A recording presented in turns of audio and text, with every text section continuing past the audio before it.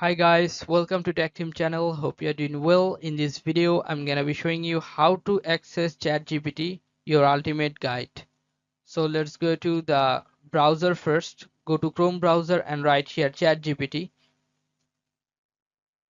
Just straight go to Google and write ChatGPT and you'll find here the first option, introducing ChatGPT.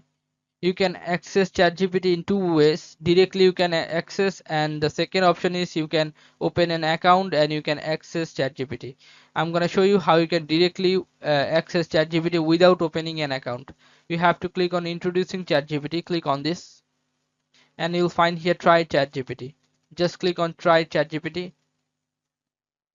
and then you can see here that your ChatGPT is ready to serve you. Here you can see I don't have any account on ChatGPT. You can see here login and sign up, but I still can access ChatGPT and talk to ChatGPT like this. If you're asking any question, it will answer your questions. Okay, so this is how you can access ChatGPT. So guys, if you find this video helpful, then please give a thumbs up and don't forget to subscribe the channel. Thank you so much for watching the video.